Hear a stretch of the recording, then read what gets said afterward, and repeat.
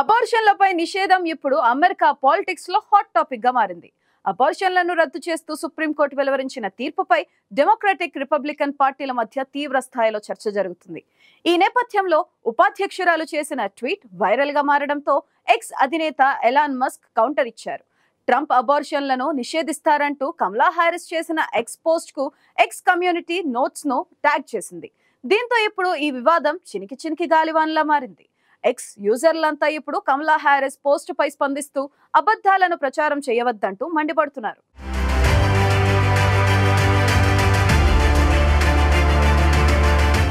America అధ్యక్ష ఎన్నికల్లో abortion అంశం ఇప్పుడు చర్చనీయాంశంగా మారింది. దాదాపు 50 ఏళ్ల క్రితం మహిళలు చట్టబద్ధంగా అబార్షన్ చేయించుకోవచ్చని రో వర్సెస్ వెడ్ కేసులో వచ్చిన సంచలన తీర్పును అమెరికా సుప్రీంకోర్టు కొట్టివేసింది. దీంతో అమెరికాలోని మహిళలు అబార్షన్ చేయించుకునే హక్కును కోల్పోయారు. ఇప్పటికే పలు రాష్ట్రాలు సుప్రీంకోర్టు తీర్పునకు ప్రతిస్పందనగా అబార్షన్ను రద్దు చేసే చట్టాలను అమల్లోకి తీసుకొచ్చాయి. అనేక రాష్ట్రాలు ఇప్పటికే అబార్షన్లు చేసే వైద్యులు, క్లినిక్లకు జరిమానా విధించే చట్టాలను ఆమోదించాయి. ప్రాక్టీస్ లైసెన్సును రద్దు చేయడం నుంచి జైలు వరకు శిక్షలు ఉన్నాయి. టెక్సాస్ వంటి రాష్ట్రాల్లో అబార్షన్ చేసే వైద్యులకు జీవితకాలం జైలు శిక్ష పడే అవకాశం ఉంది. అయితే ఇప్పుడు ఇదే అంశం అమెరికా ప్రెసిడెంట్ ఎలక్షన్స్ లో కీలకంగా మారుతోంది. అమెరికాలో అబార్షన్లపై నిషేధాన్ని బైడెన్ నేతృత్వంలోని డెమోక్రటిక్ పార్టీ వ్యతిరేకిస్తోంది. మరోవైపు రిపబ్లికన్ పార్టీ మాత్రం ఇందులో కొన్ని పరిమితులున్నారని వాదిస్తోంది.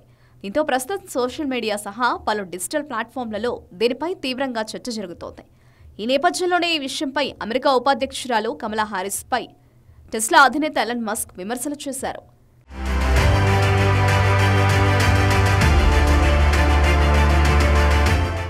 ఇటీవల కమలా హారిస్ చేసిన ఓ పోస్టుపై మస్క్ స్పందించారు. ట్రంప్ దేశవ్యాప్తంగా అబార్షన్లను నిషేధిస్తామంటున్నారని, కానీ దీన్ని బైడెన్ నేతృత్వంలోని డెమోక్రాట్లు ఎట్టి పరిస్థితుల్లోనూ అడ్డుకుంటామని తెలిపారు. తద్వారా మహిళల సంతానోత్పత్తి హక్కును పరిరక్షిస్తామన్నారు. అయితే ఆమె పోస్టుపై మస్క్ నేతృత్వంలోని ఎక్స్ కమ్యూనిటీ నోట్ ట్యాగ్ను జత చేసింది. పరోక్షంగా ఇది తప్పుదోవ పట్టించే పోస్టు కావచ్చని నిజ నిర్ధారణ చేసుకోవాలని సూచించింది. దీంతో యూజర్లు దానిపై తమ అభిప్రాయాలు వ్యక్తం చేసి తప్పేంటో చెప్పే అవకాశం ఉంటుంది. ఇకపై ఎక్స్లో అబద్ధాలు పోస్టు చేయడం ఎంతమాత్రం కుదరదనే విషయాన్ని రాజకీయ నాయకులు లేదా వారి సోషల్ మీడియా ఖాతాలను నిర్వహించే వ్యక్తులు ఎప్పుడు తెలుసుకుంటారంటూ మస్క్ ప్రశ్నించారు.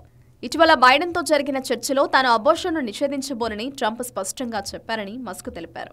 ఆమె పోస్టుకు జత చేసిన కమ్యూనిటీ నోట్లోనూ మెజారిటీ యూజర్లు ఇదే అభిప్రాయాన్ని వ్యక్తం చేశారు. ఇక యూజర్లకు మెరుగైన సమాచారం అందించడానికి కమ్యూనిటీ నోట్స్ ఒక మార్గమని ఎక్స్ వివరించింది.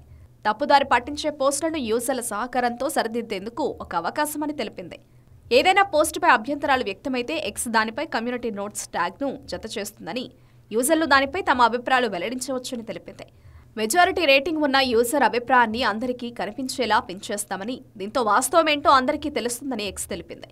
ఇక తాజాగా ట్రంప్ అబార్షన్పై పూర్తి నిషేధం విధిస్తారని ఎక్కడా చెప్పలేదని చాలా మంది యూజర్లు అభిప్రాయపడ్డారు. కేవలం కొన్ని పరిమితులు ఉండాలని, పైగా ఈ విషయాన్ని రాష్ట్రాలకు వదిలివేయాలని సూచించారన్నారు.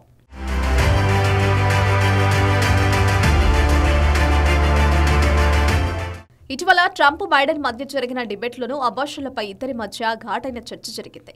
ట్రంప్ విధానాలు అమెరికాలోని మెడికేర్ను ధ్వంసం చేశాయంటూ బైడెన్ ధ్వజమెత్తారు. రోయ్ వర్సెస్ వెడ్ను ఎత్తివేసి రాష్ట్రాలకు అబార్షన్ విధానాన్ని తిరిగి ఇచ్చేలా 2022లో సుప్రీంకోర్టు తీసుకున్న నిర్ణయాన్ని ట్రంప్ గుర్తు చేశారు. ఇది ప్రతి ఒక్కరూ కోరుకునేదన్నారు. దీన్ని గొప్ప విషయంగా కొనియాడారు. కానీ బైడెన్ మాత్రం ఇది ఓ భయంకరమైన విషయమన్నారు. మరోవైపు అబార్షన్ మెడిసిన్ కోసం ఆమోదాన్ని రద్దు చేయనని ట్రంప్ స్పష్టం చేశారు. గత సంవత్సరం దాదాపు 3/2 అమెరికన్లు, కొంతమంది సంప్రదాయవాదులు దేశవ్యాప్తంగా అబార్షన్లను మరింత పరిమితం చేయడానికి, మైఫీప్రిస్టోన్ వినియోగానికి 20 ఏళ్ల కంటే ఎక్కువ వయసు ఉండాలని కోరుతున్నారు. తాను అధికారంలోకి వస్తే అబార్షన్లను నిరోధించనని ట్రంప్ స్పష్టం చేశారు. అబార్షన్ మందులకు యాక్సెస్ను నిరోధించడానికి తాను ప్రయత్నించనని, అత్యాచారం వంటి కేసుల్లో అబార్షన్ నిషేధాలకు మినహాయింపులకు తాను మద్దతిస్తున్నానని ట్రంప్ తెలిపారు. మరోవైపు రోయ్ వర్సెస్ వెడ్ను పునరుద్ధరిస్తారని బైడెన్ తెలిపారు. అబార్షన్ చేయడానికి దేశవ్యాప్తంగా ఉన్న రాజ్యాంగ హక్కును కొట్టివేసిన సుప్రీంకోర్టు న్యాయమూర్తులను ట్రంప్ గతంలో నియమించారంటూ బైడెన్ ట్రంప్పై విమర్శలు చేశారు.